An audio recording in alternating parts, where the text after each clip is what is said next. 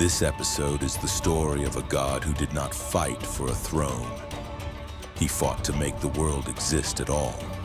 Before any other god could set foot on the earth, before civilization had a foundation, before a single human being drew breath, one god took a machete into a primordial forest and cut a path through it so that everyone else could follow.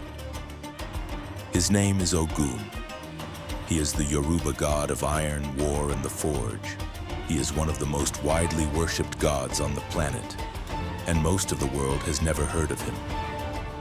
This is the story of a god who was present at the beginning of everything, who crossed the Atlantic Ocean in the memories of enslaved people, and who emerged on the other side as the spiritual force behind the only successful slave revolution in human history. In the beginning of the Yoruba cosmos, the Orishas descended from the spiritual realm on a chain of gold. 401 primordial divinities, the most powerful beings in existence, coming down from the heavens to bring order to the earth below. They encountered a problem immediately. The earth was covered in dense, impenetrable forest. The Orishas stood at its edge with tools of wood and soft metal and tried to cut through. They could not. One by one, the great Orishas stopped trying. Obatala could not enter. Yamoja could not pass. Shango, the god of thunder and lightning, could not break through. The most powerful beings in the Yoruba cosmos and the forest stopped them all. Ogun stepped forward. He had gone ahead into a mountain and done something no other Orisha had thought to do. He had forged iron, not the soft metals that bent against the trees. Something harder than the forest. He emerged with an axe and a machete and walked into the primordial forest alone. He cut, and the trees fell. The path opened, and one by one the Orishas walked through behind him. For this reason, his most sacred praise name is Osin Imole, the first of the primordial Orishas to come to earth, not the most powerful, not the oldest. The first to do the work that made everyone else's arrival possible. Civilization is not given, it is cleared. Someone has to do the cutting before anyone else can enter. And that someone has always been Ogun. To understand Ogun, you have to understand what iron means in Yoruba theology. In the Yoruba understanding of the cosmos, iron is not a material. It is a principle, the principle of transformation through force. Iron is the machete that clears the forest. It is the hoe that breaks the earth so the seed can enter. It is the sword that kills the enemy and the scalpel that saves the patient. Iron does not distinguish between these uses. It simply cuts. What it cuts and for what purpose is the human decision. Ogun is the force behind all of it. This is why Ogun's domain is wider than any other war god in history. Ares governs battle. Mars governs conquest. Ogun governs every human activity that involves metal meeting the world with force. Warriors and hunters, yes, but also blacksmiths, surgeons, engineers, and drivers. A car is iron moving through the world at force. An operating theater is a room full of iron instruments cutting into flesh to preserve life. All of it is Ogun's territory. In Nigerian courts today, when a worshiper of the traditional Yoruba religion is called to give testimony, they do not place their hand on a Bible or a Quran. They press a piece of iron to their lips and speak Ogun's name. To lie under Ogun's witness is to invite the consequences of iron into your life in the most immediate way possible. The god of metal does not forget when his authority has been abused. At some point, after the world had been inhabited and civilization had taken hold, Ogun decided he had had enough of human beings.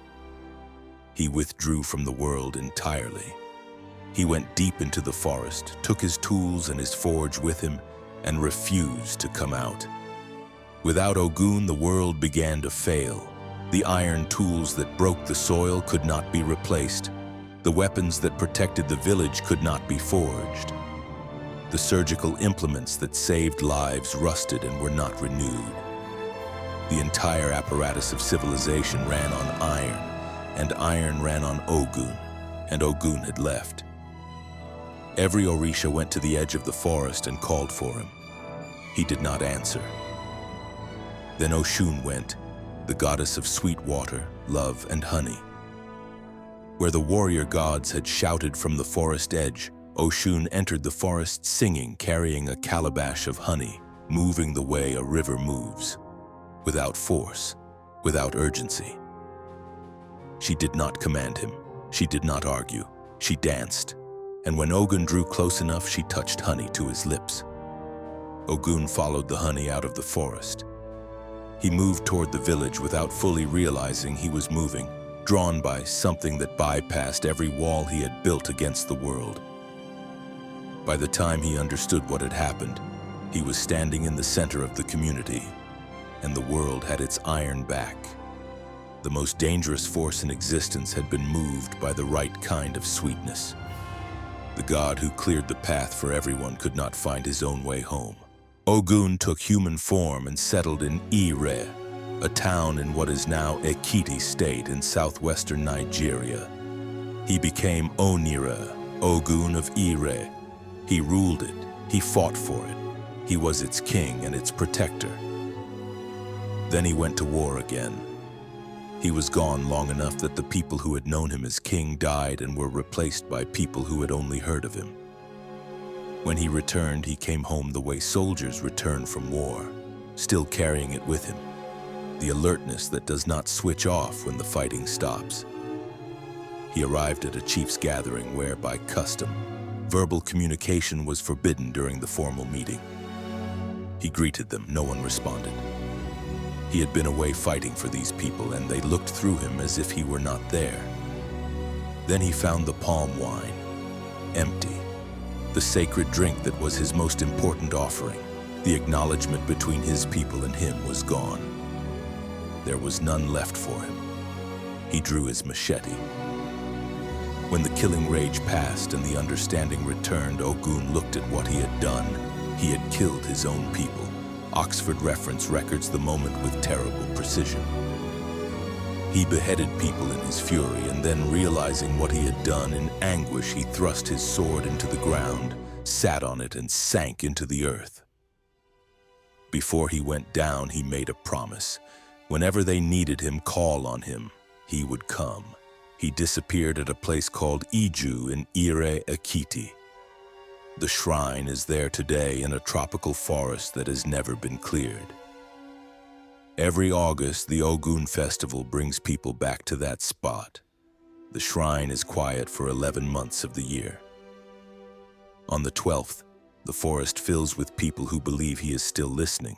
Between the 15th and 19th centuries, an estimated 12.5 million people were taken from the west coast of Africa and transported across the Atlantic to work as enslaved labor in the Americas.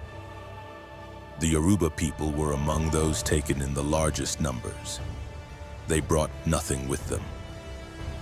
The slave trade was designed to prevent it. The only things that crossed the Atlantic were carried inside human memory. And inside that memory, Ogun crossed with them. In Brazil, he became Ogum, syncretized with St. George. In Cuba, the Santeria tradition called him Ogun, syncretized with St. Peter. In Trinidad and Tobago, his worship survived centuries of colonial suppression. The names the colonizers forced on the gods changed nothing about what the gods were. The enslaved people looked at St. George on his horse with his sword, and they saw Ogun. They kept worshiping. But in Haiti, something happened that was unlike anything in the history of any god in any mythology anywhere in the world. Haiti in 1791 was the French colony of Saint-Domingue, the most profitable piece of land on the planet. 40% of Europe's sugar, more than half of its coffee, all of it grown by 500,000 enslaved Africans under a system of violence so extreme that the average life expectancy after arrival was 7 years. On the night of August 14, 1791, in a forest clearing near Cap Haitien, a ceremony took place. Led by Duddy Boukman and Cécile Fatima, 200 enslaved people gathered under a storming sky. There were drums, there was a ceremony, and among the divine forces invoked that night was Ogun Ferré, the Haitian manifestation of Ogun, the warrior aspect of the god who had cleared the primordial forest at the beginning of creation. 8 days later, the northern plain of Saint-Domingue was in flames. The Haitian Revolution had begun. It lasted 13 years. It survived the French-British military intervention and an expedition sent by Napoleon Bonaparte himself. The Haitian forces, led by generals who had been enslaved people a decade earlier, defeated them all. On January 1st, 1804, Haiti declared independence, the only successful slave revolution in human history. And in the Vodou tradition that sustained them through 13 years of war, it was Ogun Ferré who had given them the iron will to endure. The god who had cleared the primordial forest with a machete had cleared a different kind of path, not through trees, through the Atlantic slave system, through 2 centuries of colonial violence, through the armies of France. He did what he always did. He took his machete to what was in the way and cut until the path opened. Most of the gods we have covered in this series belong to civilizations that are gone. The Greeks built temples that are now ruins. The Norse carved myths into manuscripts that survived by chance. Ogun is not like that. Ogun is not a historical artifact. He is an active, living presence in the daily religious life of hundreds of millions of people across 4 continents. He is worshipped this week in Lagos and Salvador and Havana and Port-au-Prince and London. In Yoruba courtrooms in Nigeria, the Iron Oath is still taken. Ogun is present, not remembered, present. The most widely worshipped war god in any living religion on earth is not in any Western mythology textbook. He is the gap in the story the Western world told itself about where divine power comes from and who has always carried it. Ogun cleared the path at the beginning. He crossed an ocean in the memories of people who were forbidden from bringing anything with them.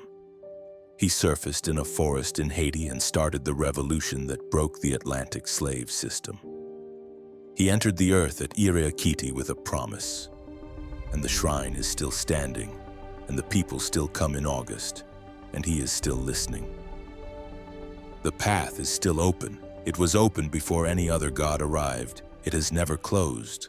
Ogun gave humanity iron, the machete that clears the forest and feeds the family, the sword that ends the war and the scalpel that saves the life. He gave all of it without distinction because iron does not distinguish. Humanity decides what the cutting is for. Ogun killed the people of Ire with the same hands that built their civilization. The Haitian Revolution was won with the same iron force that the slave system had used to chain its victims. Is iron a blessing or a curse? Or is that the wrong question because the God who gave it to us understood from the beginning that it was always both and gave it anyway? Next time on Gods and Empires, we travel to ancient Egypt. But this is not the story of the murder you already know. This is what came after. A god killed his brother, dismembered the body, and scattered the pieces across Egypt. Then the dead man's son spent 80 years trying to take back what was stolen. 2 gods, 1 throne, legal arguments and physical combat and magical contests that lasted longer than most human civilizations. A stone boat that sank immediately, an eye torn out and scattered in pieces, and a letter from the underworld that finally settled what the living gods could not. The 80-year war between Horus and Set is waiting.